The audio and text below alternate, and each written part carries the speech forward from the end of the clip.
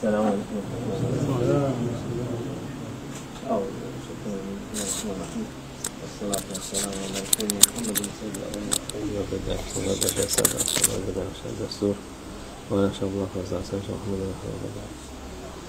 قال رسول الله صلى الله عليه وسلم إذا جاء أحدكم يوم الجمعة والإمام يخطب فليصلي ركعتين ولا يتجوز فيهما. Peygamber sallallahu aleyhi ve sellem buyuruyor ki biri cuma günü imam hutbe verirken mescitte geldiği zaman 2 rekat namaz kılsın ve bu 2 rekat namazı hafif kısa tutsun. Our beloved Prophet, peace and blessings be upon him, said that upon entering the mosque on the day of Juma, one should perform 2 rakats, and these 2 rakats should be made short. قال رسول الله صلى الله عليه وسلم إذا صلى أحدكم الجمعة فليصلي بعدها شيئا حتى يتكلم أو يخرج. Peygamber sallallahu aleyhi ve sellem buyuruyor, biri cuma namazı kıldığı zaman konuşmadığı ve dışarı çıkmadığı müddetçe cumadan sonra bir namaz kılmasın diyor. Our beloved Prophet, peace and blessings be upon him, said that during Juma, one should not talk, one should not leave one's place, and one should not perform any other prayer. قال رسول الله صلى الله عليه وسلم إذا صلى أحدكم الجمعة فليصلي بعدها 4. Peygamber sallallahu aleyhi ve sellem buyuruyor ki sizden biri cuma namazını kıldığı zaman cumanın farzından sonra 4 rekat daha namaz kılsın. Our beloved Prophet, peace and blessings be upon him, said that after having performed the Juma prayer, one should perform 4 additional rakats. Yani onlar sünnettir. Bunlar tabi söylediklerimiz şeye göre, mezheplere göre, ona göre uyacağız. Hangisi nasıl kılınacak? Mezhepler daha açıklaması var onların. And there are certain rulings and certain conditions which prayers to perform after a Juma prayer and how to perform them. And these rulings are bound to the madhabs, and one should follow in detail to what the madhabs declare according to what to perform after Juma prayer. Cuma namazının sünnetleri, adaplarıdır bunlar. And the madhabs clarify which is the sunnah way, which is the way of the Prophet, peace and blessings be upon him, to perform additional prayers, which sunnah prayers need to be performed after Juma prayer. قال رسول الله صلى الله عليه وسلم إن الله وملائكته يصلون على أصحاب العمام يوم الجمعة. Peygamber sallallahu aleyhi ve sellem buyuruyor ki şüphesiz ki Cuma günü Allah ve melekleri sarı kullara salat ederler. Our beloved Prophet, peace and blessings be upon him, says that let there be no doubt that the angels of Allah Almighty send their salutations and greetings upon those who wear turbans. Yani sarıklı insanları Cuma günü onlara Allah melekler onlara salat verir. On the day of Juma, Allah Almighty and the angels send their salutations and greetings to those who wear turbans. Sarıklı olması da Allah'ın meleklerin şeyine nail olmuş olurlar o salat. To wear a turban on the day of Juma is the means for you to receive the salutations and the greetings of the angels and of Allah Almighty. قال رسول الله صلى الله عليه وسلم ما على أحدكم إن وجد ساعة أن يتخذ ثوبين ليوم الجمعة سوى ثوب مهنته ثوبين مهنته. Peygamber sallallahu aleyhi ve sellem buyuruyor ki sizden biri maddi imkan bulursa 2 iş giysilerinden başka Cuma günü için 2 giysi daha edinse ne olur ki?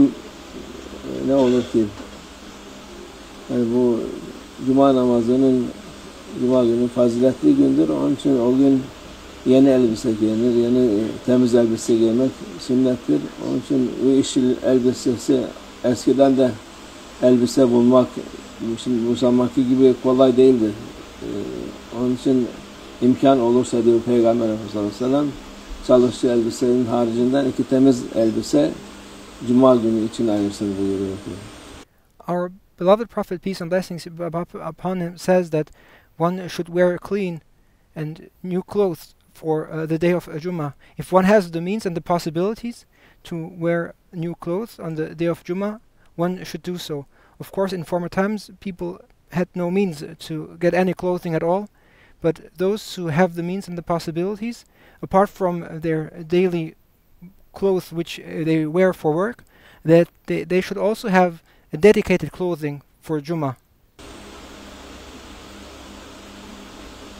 قال الرسول صلى الله عليه وسلم من قرأ السورة التي ذكر فيها آل عمران يوم الجمعة صلى الله عليه وملائكته حتى تجب الشمس. Peygamber sallallahu aleyhi ve sellem buyuruyor ki kim Cuma günü içinde Ali İmran zikredilen sureyi okursa güneş batana kadar Allah ve melekler ona salat ederler. Cuma günün faziletleri çoktur. And it is recommended on the day of Juma to recite certain verses and certain surahs from the Holy Quran, and there's merit and blessing and benefit in reciting Surah Al-Imran.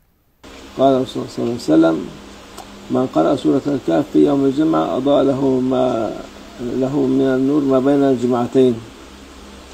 Peygamber sallallahu aleyhi ve sellem diyor ki kim Cuma günü Kehf suresini okursa diğer Cuma'ya kadar onun nurdan bir ışık saçılır.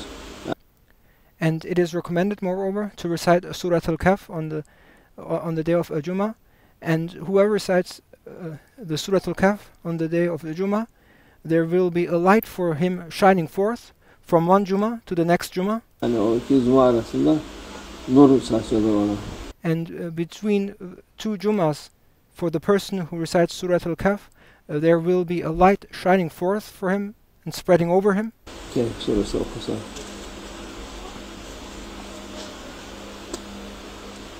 قال الرسول صلى الله عليه وسلم من قرأ سورة الكهف يوم الجمعة أضاء له نور ما بين البيت العتيق. Peygamber sallallahu aleyhi ve sellem buyuruyor ki kim Cuma günü Kehf suresini okursa onun için kendisine Beyt-i Atik yani Kabe arasında aydınlatana kadar bir nur verilir. Yani nerede okursan onu senden buradan ta Kabe'ye kadar nur olur.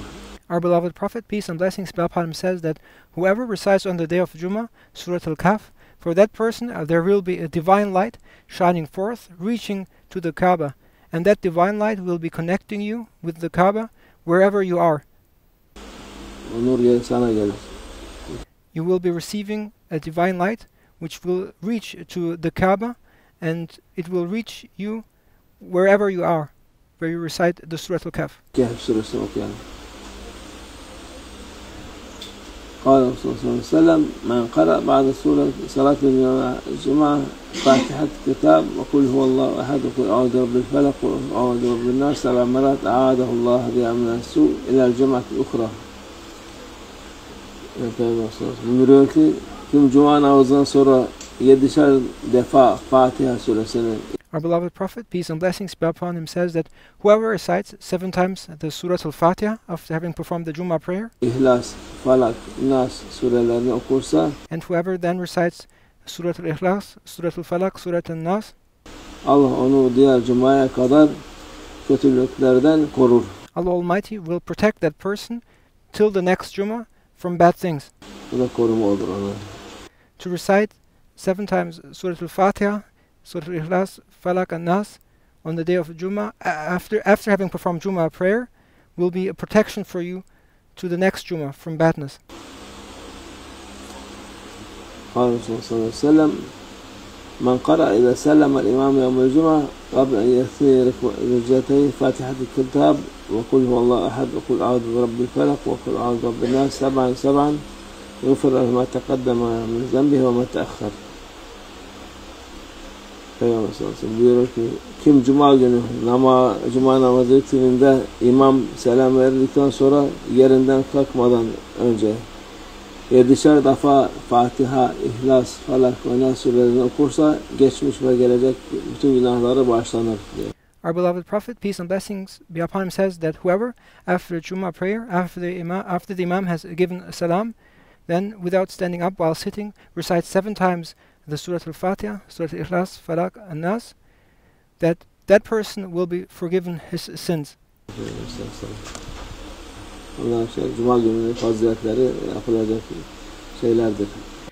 There are many blessings and rewards and benefits and merits to receive on the day of Juma, and there are many duties to be performed on the day of Juma, such as these. قال صلى الله عليه وسلم احضروا الجمعة وادنوا من الإمام فإن الرجل لا يزال يتباعد حتى يؤخر في الجنة وإن دخلها. Peygamber sallallahu aleyhi ve sellem buyuruyor ki Cuma namazına hazır bulunun. Our beloved Prophet, peace and blessings be upon him, says that on the day of Juma, be ready for the Juma prayer. Ve imama yakın durun. And stand close to the Imam. Çünkü İnsan imamdan uzak kalmaya devam ederse cennete girse bile oraya girmek veya orada derece yönünden geri bırakılır. Because whoever stays distant from the Imam will, even though he may enter paradise, his rank will be lower compared to those who are close to the Imam. Cuma namazı fazileti büyüktür. Onu özürsüz bırakmak çok büyük kayıp olur insana. There are many duties and great blessings and rewards to be obtained on the day of Juma, and when one should not abandon these things without any excuse. قال الرسول صلى الله عليه وسلم إذا كان يوم الجمعة كان على كل باب من أبواب المسجد ملائكة يكتبون الناس على قدر منازلهم الأول فالأول فإذا جلس الإمام طووا الصحف وجاءوا يستمعون ذكر ومثل المهجر كمثل الذي يهدى بدنة ثم كان الذي يهدي بقرة ثم كان الذي يهدي الكبش ثم كان الذي يهدي الدجاجة ثم كان الذي يهدي البيضة. Peygamber sallallahu aleyhi ve sellem buyuruyor ki Cuma günü olduğu zaman mescidin her kapısının önünde gelen insanlar 1. 2. 3. diye geliş sırasına göre yazan melekler bulunur. On the day of Juma, there before Juma prayer, there will be angels standing at the door of the masjid, of the mosques, and they will be recording who comes and enters the masjid for Juma prayer. And they will also record the sequence in which people attend. They will record who is the first to attend Juma prayer, they will record the second, the third, and so on. Yani orada her kapıda melekler var. Kim geliyor? 1. bu geldi, Ahmet geldi, 2. Mehmet geldi, 3. Hasan geldi diye yazıyor. At every door, at every gate of the mosque, the angels will be ready and they will be recording those who come to Juma prayer, and they will also record the succession. They will record who is the first, the second, the third. It's Mehmet, it's Ahmed, it's Hassan, and thus they will write down the names in sequence of those who attend Juma prayer. Onu hep sırayla yazarlar. Sonra imam minbere oturduğu zaman sahifeler yani dürüp hutbeyi dinlemek üzere içeri girerler. And then when the imam sits on the minbar and is ready to deliver his khutbah, these angels then close their pages and then they enter the masjid. Yani artık kapıdan içeri girerler. These angels then enter the masjid through the doors. Artık bir şey yazmazlar. And they then will no longer record anyone. Gelenler artık yazılmadan girecek. And those who come afterwards, those who come while the imam delivers the khutbah, they will no longer be recorded in that list. Mescide ilk gelen kimse, yani o yazdıkları birinci olan insan bir deve, ondan sonra gelen kimse bir inek, ondan sonra gelen kimse bir koç, ondan sonra gelen kimse bir tavuk, ondan sonra gelen kimse ise bir yumurta kurban etmiş gibi sevaba nail olur. And there's great blessings and benefits and rewards to be obtained to come to Juma first.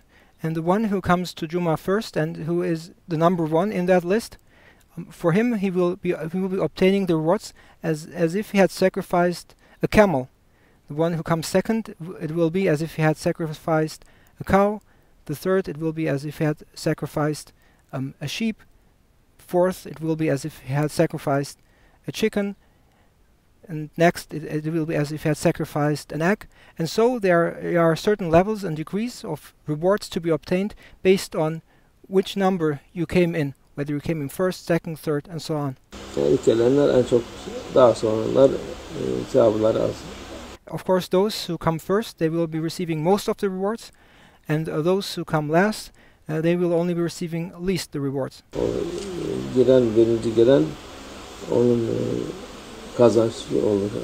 And the one who enters first will be the one who will have obtained most of the rewards. قال الرسول صلى الله عليه وسلم إن الناس يجلسون من الله تعالى يوم القيامة على قدر رواحهم إلى الجماعات الأول ثم الثاني ثم الثالث ثم الرابع. Peygamber sallallahu aleyhi ve sellem buyuruyor ki insanlar kıyamet gününde Yüce Allah'ın huzurunda yakınlık olarak oturma şekli Cuma'ya birinci, ikinci, üçüncü ve dördüncü olarak gidişi sıralarına göre olacaktır. Yani kıyamet günü o da ne kadar erken giderse o kadar daha yakın Allah Azze ve Celle'nin merhametine, huzuruna. And on the day of judgment, the ones who will be the closest to Allah Almighty, the one who will be the closest to Allah Almighty's mercy, are the ones who came to Juma prayer the earliest. قال الرسول صلى الله عليه وسلم تقعد الملائكة على أبواب المساجد يوم الجمعة فيكتبون الأول والثاني والثالث حتى إذا خرج الإمام رفعت الصحف. Peygamber sallallahu aleyhi ve sellem buyuruyor ki melekler Cuma günü mescitlerin kapılarında oturur. O imam geldikten sonra sayfelere dönülüp kadarına kadar, yani imam gelip de hutbeye çıkınca o vakte kadar yazarlar. Birinci, ikinci, üçüncü, beşinci, 10. 100. diye böyle yazarlar. Ta ki imam minbere çıkınca kapatırlar içeri girip onlar da hutbeyi dinlerler. Our beloved Prophet, peace and blessings be upon him, says that on the day of judgment there will be angels sitting at the doors of the mosques, and they will be recording those who enter the masjid, and they will be sitting there and recording everyone based on their number of entrance. They will be recording who entered first, second, third, and so on. And they will continue to record every single attendee of the Juma prayer up until the Imam comes and starts ascending the minbar in order to deliver the khutbah. And when the Imam starts ascending the minbar and starts delivering the khutbah, that is the moment when the angels too, they will close their books of records, and they too will go inside the masjid in order to listen to the khutbah. صدق رسول الله فيما قال أو كما قال زيادة إلى شرف النبي صلى الله عليه وسلم وأصحابه الكرام وإلى أرواح جميع الأنبياء والمرسلين قدماء شرائع الأئمة الأربعة وإلى أرواح مشايخنا في الطريقة النقشبندية العالية خاصة إمام الطريقة غوث الطريقة خواجة بهاء الدين محمد بن يسير البخاري سيدنا أبو خالد الجواني مولانا شيخ شرف الدين دارسان مولانا شيخ الله فاز دارسان مولانا شيخ محمد ناظر الحقاني وسائر سادات المصدقين والمملكة الحضارة والجوار وسلم سلف الدين ورفاقه هذا مصطفى ترى بالجمع من الدش شرف الله شهيد شهداء الله الله تعالى الفاتحة.